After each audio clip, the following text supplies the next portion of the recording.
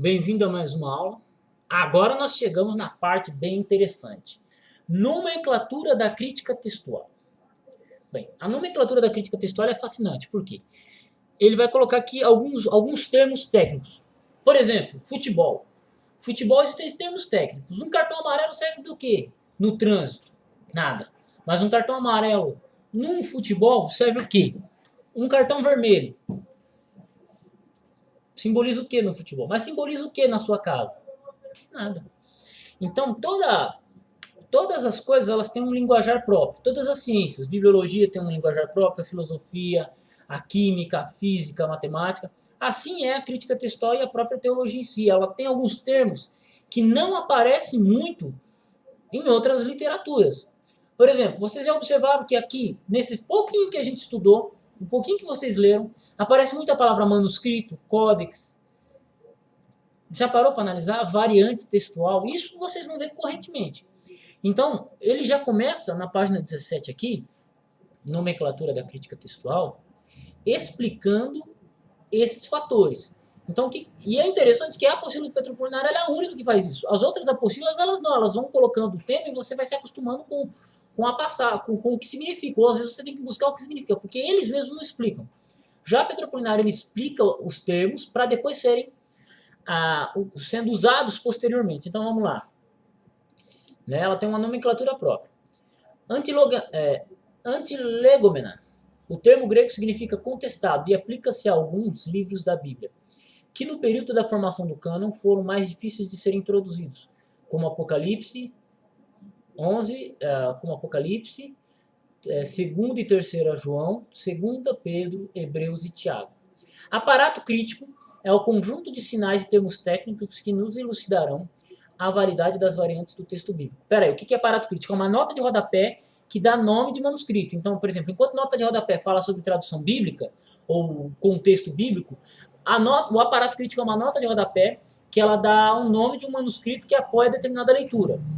Textos que tem aparato crítico. Deixa eu pegar aqui.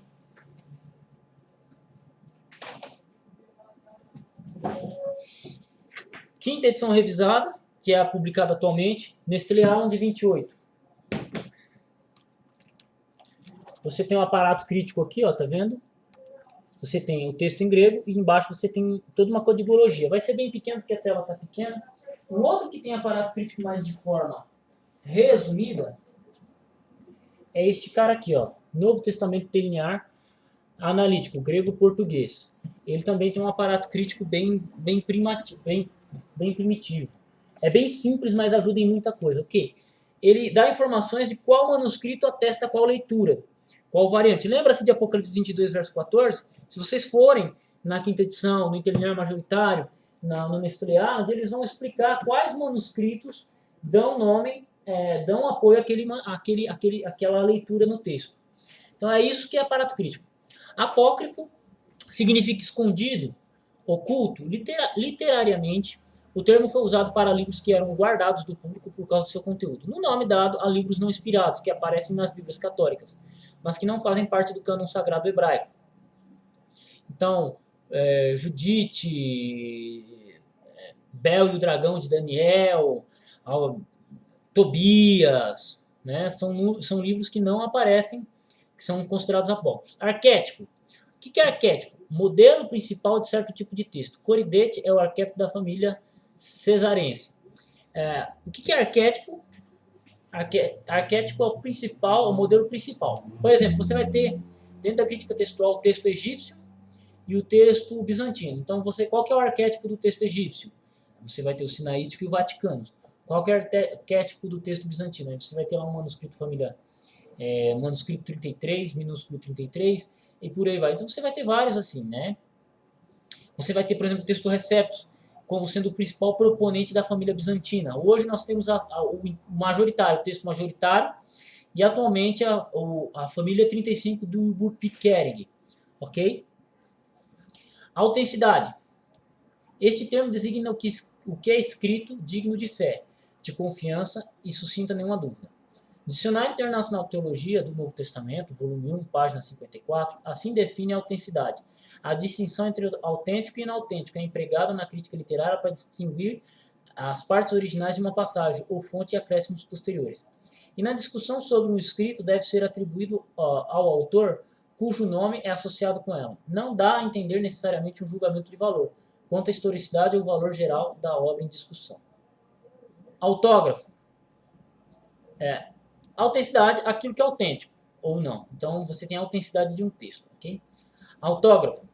É escrito de punho do próprio autor. O que é um autógrafo? Eu vou pedir um autógrafo para alguém. O cara vai lá e escreve para mim na minha camiseta. Isso é um autógrafo. O autógrafo seria o documento original escrito por Pedro, o documento original escrito por Mateus, entendeu? Esse é autógrafo, ok? Canonicidade. Qualidade atribuídas aos livros da Bíblia que estavam de acordo com os cânones, isto é, com regras e princípios reconhecidos pela Igreja como divinos. Códex, ou códice. Nome dado a um livro antigo que substituiu o rolo. A palavra vem do latim codex, tronco de árvore, livro. A palavra é usada para folhas de papiro ou pergaminho usadas para escrever. O que é um códex? Imagine o seguinte, lembre daqueles filmes que contam a história de Jesus e Jesus abrindo o rolo dessa forma assim, ó. Ok? Olha que louco, ó. Eles abriam assim. Tinha esse rolo, isso era chamado de rolo. Já o códex é essa forma de livro. Eles usavam rolo, só que o rolo dava muito trabalho.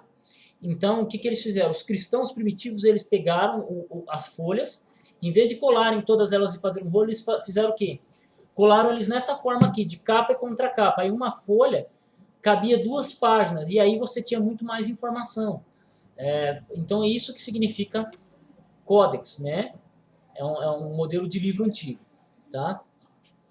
Colação. Colação entre manuscritos. Este confronto quase sempre foi feito com base no texto exceto. O que é colação? Colação é você pegar um manuscrito grego e comparar com outro. Seria como se você pegasse a Almeida atualizada e comparasse ela com a Almeida corrigida fiel. E aí você vai fazer uma colação, você vai comparar um com o outro, tá? Como a joanina. Essa aqui é uma expressão muito interessante na crítica textual. Da expressão latina como a joaninum, usada por autores católicos significando a impressão inciso ou interpolação relativa a João, referência a 1 João 5, 7 e 8, ou as 3 testemunhas celestiais, cuja palavra não se encontram no original. Essa aqui, por exemplo, se você pegar nas Bíblias modernas, na Almeida atualizada, ela está entre parênteses. Se você pegar na Almeida Corrigida Fiel, ela não está entre parênteses. Se você pegar na NVI, ela já não consta. Se você pegar na Bíblia de Jerusalém, ela está na nota de rodapé. Entendeu? É basicamente isso aí. Diáspora, dispersão de judeus residentes na Palestina para regiões da Assíria, Babilônia, Egito, Grécia, Itália e muitos outros lugares. Diatessaron, eu falo diaterção, né? Mas diatessaron, dado por Tassiano em seu livro Harmonia dos 4 Evangelhos, trabalho concluído no ano 170. Ok? Isso aqui é diatessaron. Isso aqui ele é muito citado na quinta edição revisada. Emenda, colação feita no texto ou na margem para a melhoria dos manuscritos, né? Você tem a emenda. Epigrafia, interpretação de textos de relatos escritos que têm sobrevivido no antigo passado. Sobre a escrita, né? Então, o que é uma epigrafia? É você pegar algo que está escrito e interpretar. É como se fosse um comentário bíblico. Um comentário bíblico seria uma epigrafia, seria isso. Escolhe observações explicativas colocadas ao lado do texto para melhor compreensão do leitor. Então, você tem também, escolhe uma nota marginal do lado. Evidências. Provas internas e externas que nos levam a concluir qual o melhor entre algumas variantes de leitura. Você tem a evidência interna e a evidência externa. O que é evidência interna? É você analisar o manuscrito interno, as palavras, as letras utilizadas. Evidência externa, a idade do manuscrito, quando ele foi feito, foi usado o quê? Papiro, pergaminho, papel. Sabemos que o papel foi criado em 1500, vindo da China. Se um documento é escrito em papel, você já sabe que ele não pode ser anterior a 1500. Agora, se o documento é escrito em papiro, você já fala, não, então ele pode ser muito mais antigo. É mais ou menos isso. Então, isso é evidência externa. A idade do manuscrito, de onde ele veio. São informações externas ao que está escrito. Interna é o que está dentro do texto. Externa é o que está fora do texto. Exegese. é a aplicação das regras e princípios hermenêuticos estabelecidos pela hermenêutica. Família, aí aqui é um outro legal. Denominação criada por técnicos da crítica textual, especialmente Farrar e Lake, para designar manuscritos, que apresentam muita semelhança. São bem conhecidas as famílias 1 e as famílias 13 dos manuscritos minúsculos. Os eruditos da crítica textual classificam todos os manuscritos existentes em 4 famílias: alexandrina, bizantina, cesarense e ocidental. O que acontece? Você tem manuscritos que vieram de Alexandria, manuscritos que vieram de Bizâncio, manuscritos que vieram da Cesareia, manuscritos que são da Itália, vieram da Itália. Logo, esses manuscritos eles têm coisas em comum, erros de leitura em comum, variantes em comum. Então é chamado de família, separa-se ele por família. Legal isso aí. Frases latinas. Existem 3 frases latinas muito citadas em crítica textual, com significado deve ser conhecido. Diffictulum lectio potior. Entre uma variante fácil e outra difícil, prefira ser difícil. É um princípio de crítica textual. Breve lecture potior. Prefira-se o texto mais breve ao mais longo. E proclivit scriptione praestat ardua. O texto mais difícil deve ser preferido ao mais fácil. Glossa. Breve explicação de palavras ou frases difíceis. Glosa. Hagiógrafo. Em grego, escrito, sagrado, uma das 3 divisões do livro, do cânon hebraico sendo outras 2, Pentateuco e Profetas. Tá?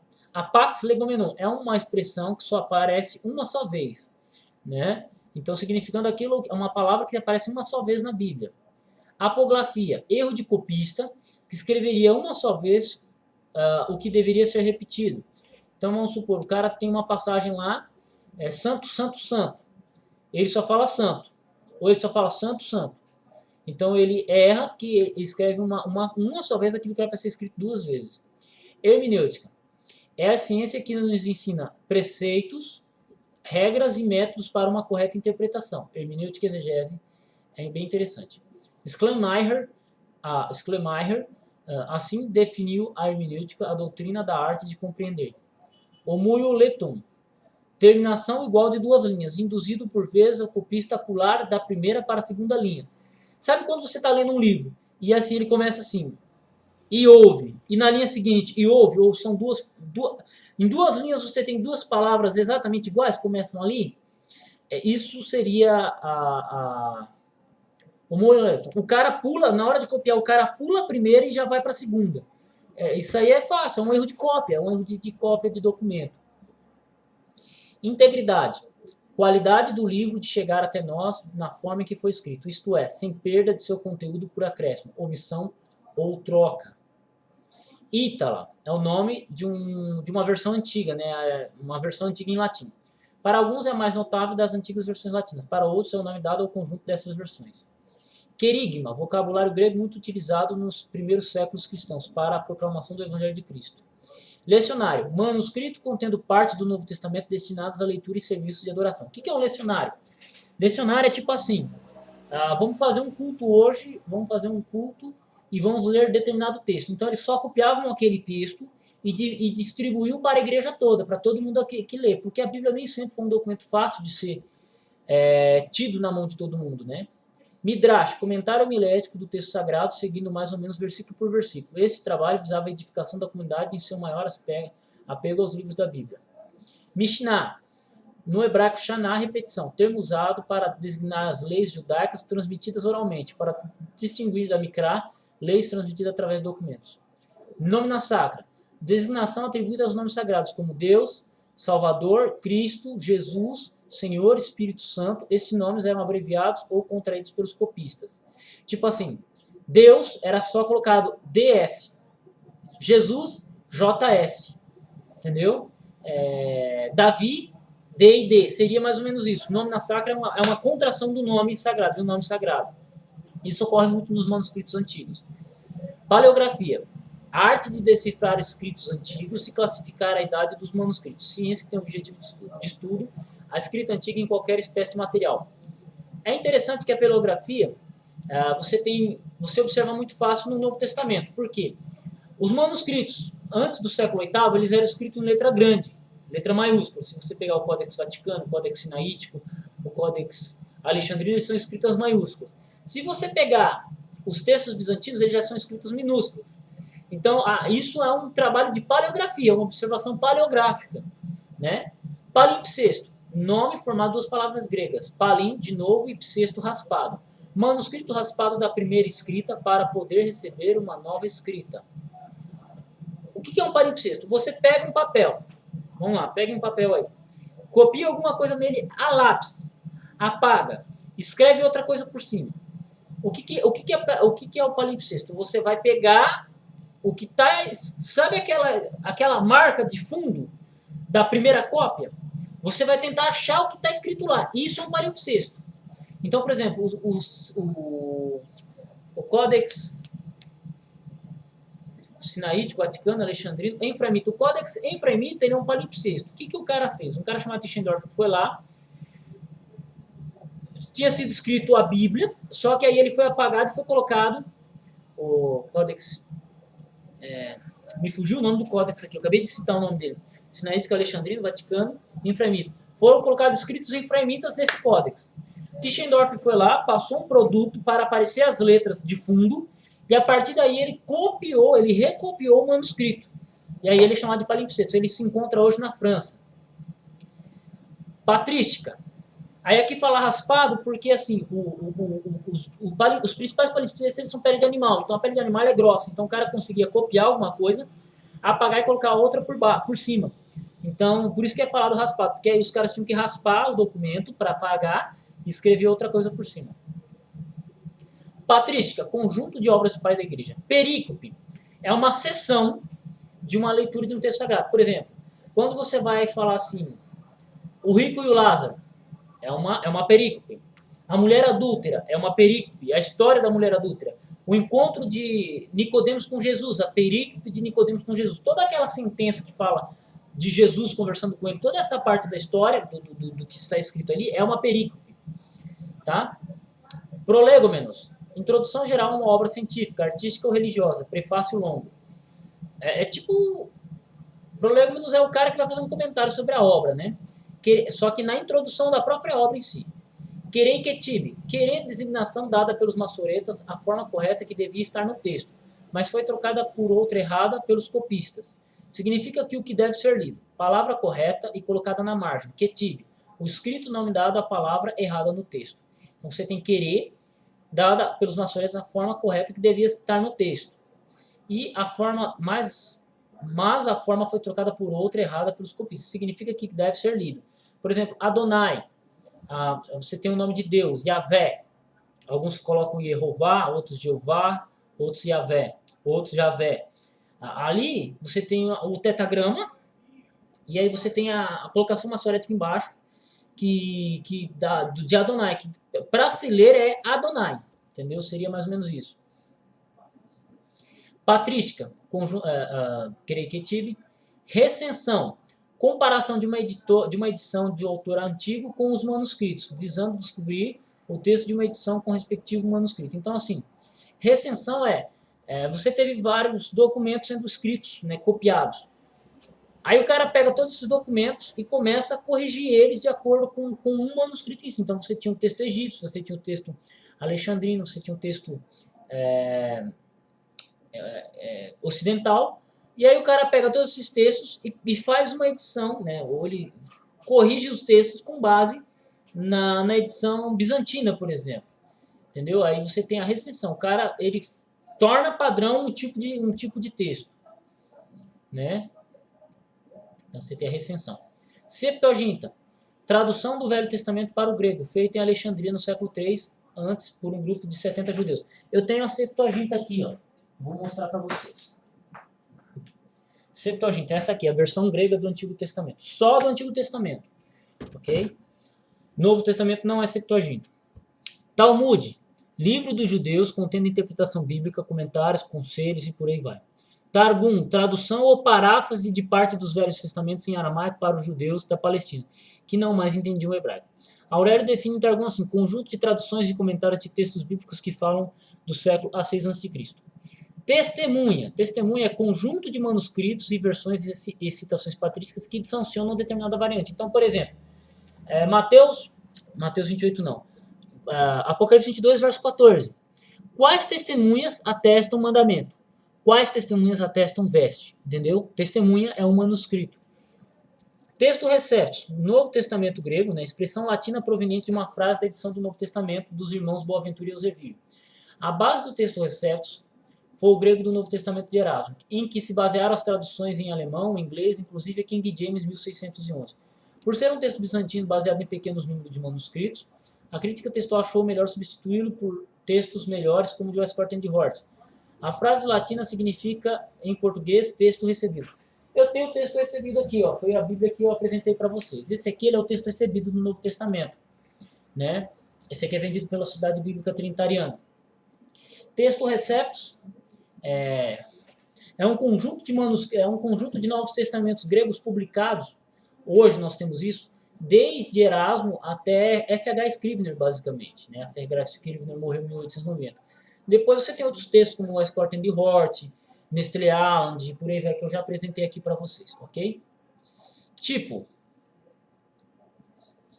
nome dado ao modelo determinado texto do Novo Testamento, que apresenta caracteres afim com outros manuscritos. 4 tipos de texto são alexandrino, bizantino, cesarense e ocidental. Tipo é a família do manuscrito em si, né? É que dentro do tipo de texto alexandrino, você tem várias famílias. Dentro do texto do tipo bizantino, você tem várias famílias. Mas tipo e família, eles acabam se confundindo. Mas tipo se refere a alexandrino, bizantino, cesarense e ocidental, cearense. Variante é um modo diferente da mesma passagem de se apresentar manuscritos. Mandamento ou veste, Apocalipse 22, verso 14 é um exemplo de variante. Versão autorizada. Nome da versão inglesa de 1611, preparada por uma douta comissão autorizada pelo rei Tiago na Inglaterra, em 1611. Isso aqui é a King James Version, ok?